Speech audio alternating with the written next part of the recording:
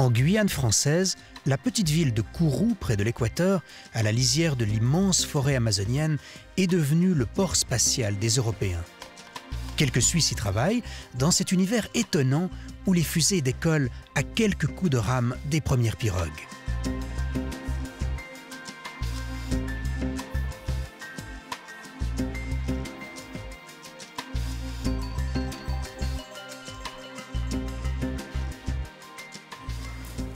Alain Clos est l'un des 5 romans établis à Kourou avec leur famille. Il n'y a pas un matin où je me lève en me disant « Oh, j'ai pas envie d'y aller ». Le centre spatial guyanais, où ils se rendent chaque jour, est à une vingtaine de kilomètres de la ville. Ici, pas de problème d'embouteillage. Kourou, deuxième ville de la Guyane, ne compte que 20 000 habitants. Tout ce qui concerne les étoiles, Apollo, l'histoire autour d'Apollo m'a toujours passionné. Ce qui fait que moi, pouvoir aller mettre mon grain de sel dans tout ce système m'a vraiment poussé à venir. Je travaillais chez Edipress, au centre d'impression à Bussigny, et je travaillais à l'atelier d'entretien comme électricien. Mon épouse, en lisant le 24 heures, un jour tombe sur une annonce de l'agence APCO, et il cherchait 2 électriciens pour travailler au centre spatial guyanais. Sans problème. La société suisse APCO, dont le siège est à Vevey, est notamment chargée du contrôle des satellites avant le lancement. Puisque la Suisse participe au programme de l'Agence spatiale européenne, il se devait qu'une entreprise suisse participe également au programme de lancement sur une base européenne. Nous apportons un soutien logistique et un soutien technique aux constructeurs satellites. C'est-à-dire que lorsque le satellite arrive sur le territoire de la Guyane, dans un conteneur, il doit être vérifié, contrôlé et préparé pour être reçu sur le lanceur.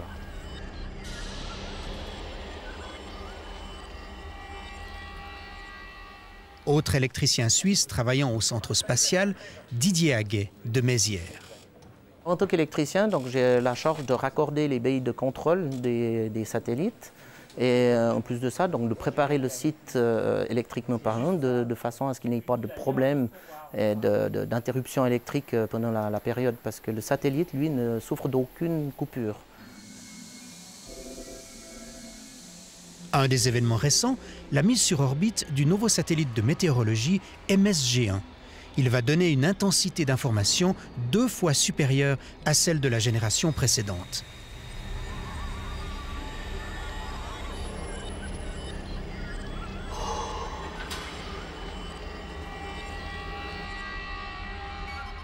Le lancement de satellites est devenu la spécialité de l'Agence spatiale européenne qui en envoie bien davantage que ses concurrents américains ou russes.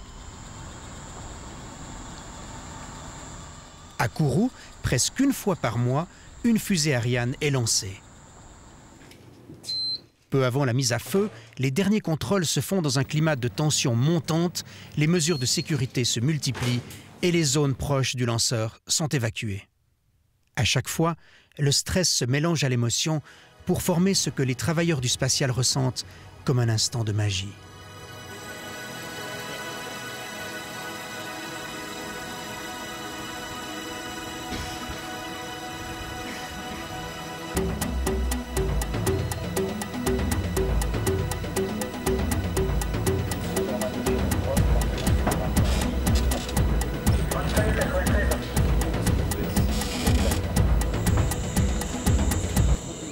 De DDO, attention pour le décompte final. 10, 9, 8, 7, 6, 5, 4, 3, 2, unité, top. Mise à feu, Vulcain. Décollage.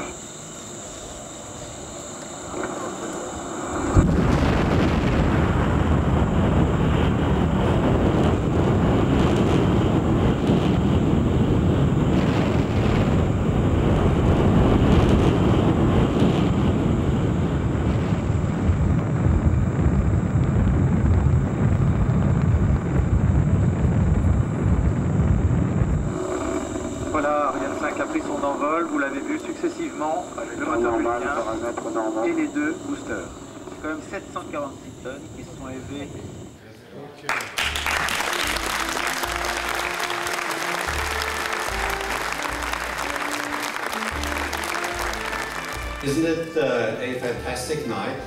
Chaque lancement de fusée est un événement auquel les populations de Kourou et des environs assistent régulièrement. Sur certaines collines dominant le site spatial, ainsi que sur les plages, on se rend pour assister à ce spectacle rituel.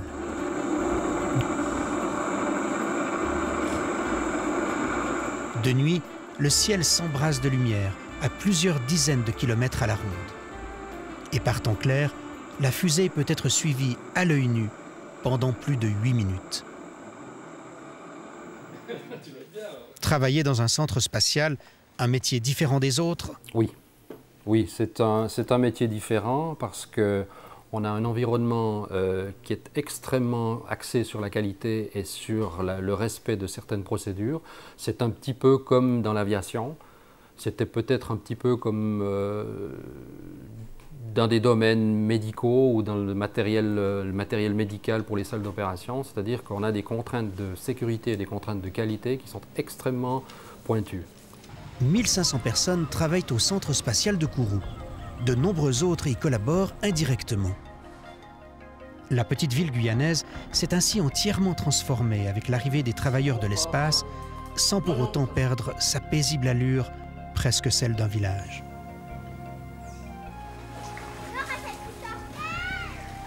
Une atmosphère que la famille Clos n'a pas envie de quitter. Rester en Guyane, c'est un peu mon cheval de bataille maintenant. J'arrive au bout de mon contrat, mais j'ai pas envie de rentrer en Suisse. C'est pas que j'aime pas ma Suisse, mais la Guyane mérite qu'on y passe plus que 6 ans. Je travaille comme relation publique pour les lancements d'Ariane. Je m'occupe des touristes qui viennent et pour les diriger, leur expliquer un petit peu ce qui se passe au niveau des lancements. Travailler sur une base spatiale, c'est une chose. Dans l'environnement de la Guyane, c'est un autre aspect du travail. Donc la Guyane, effectivement, par rapport à nous, Suisses, un climat différent, une communication avec les populations qui est totalement différente. Donc il faut se remettre complètement en question quand on vient ici. Il faut revoir un petit peu les habitudes qu'on avait en Suisse.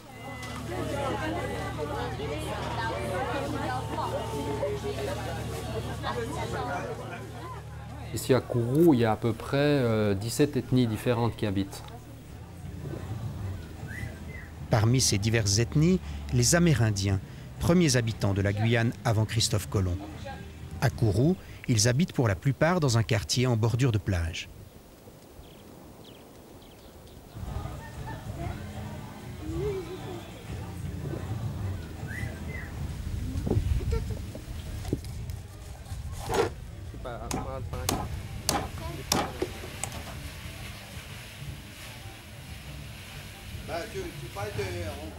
Les Amérindiens organisent régulièrement des marchés artisanaux, une occasion pour eux de présenter leur culture aux autres habitants qui les côtoient.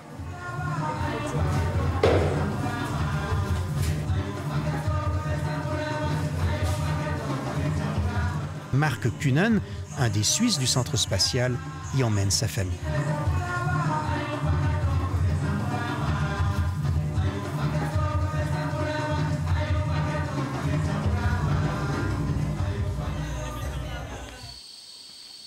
À quelques kilomètres seulement de Kourou, on est déjà en pleine forêt vierge.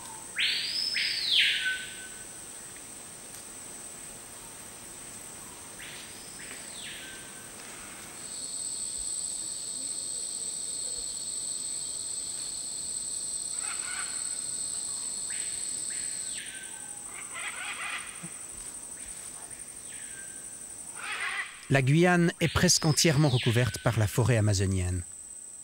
L'ensemble de ce département français d'outre-mer, avec seulement 150 000 habitants pour une superficie 2 fois supérieure à celle de la Suisse, n'est guère peuplé que le long de ses côtes. Comme ses collègues, Didier Haguet profite de ses congés pour découvrir le pays. Ce jour-là, il décide de prendre une pirogue à Saint-Laurent-du-Maroni. La petite cité fluviale, endormie sous la chaleur équatoriale, était autrefois un triste lieu de bagne. Dans les cellules conservées comme de douloureuses cicatrices de l'histoire, on retrouve les noms de bagnards célèbres comme Papillon.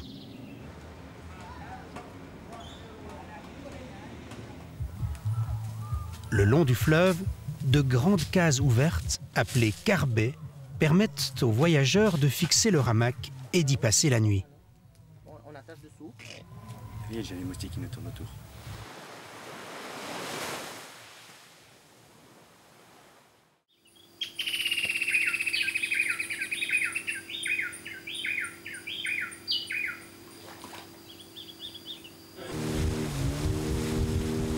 Le fleuve a vu l'apparition de quelques nouvelles îles comme celle-ci.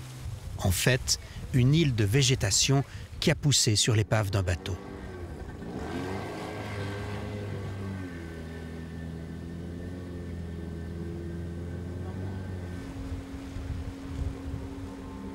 Le fleuve est l'otage de la forêt amazonienne qui revêt tout dans la chaleur et l'humidité permanente.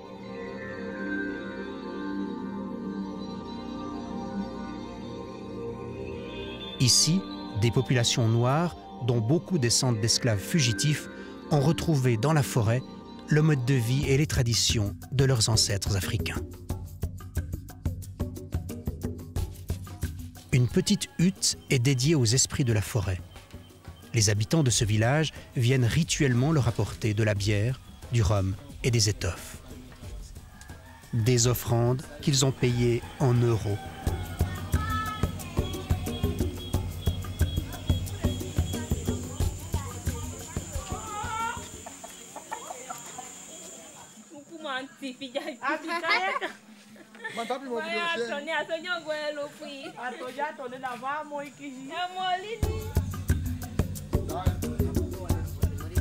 Dans quelques heures, Didier Aguet et ses collègues seront de retour chez eux.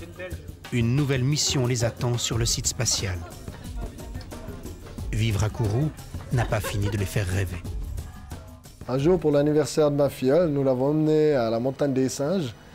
Et donc on a fait un petit pique-nique. Elle a pris un petit gâteau qu'on avait, mais n'ayant pas de bougie, on lui a demandé de se retourner. Et là, il y a eu un départ d'Ariane 5 et je pense que c'est une bougie qu'elle n'est pas prête d'oublier.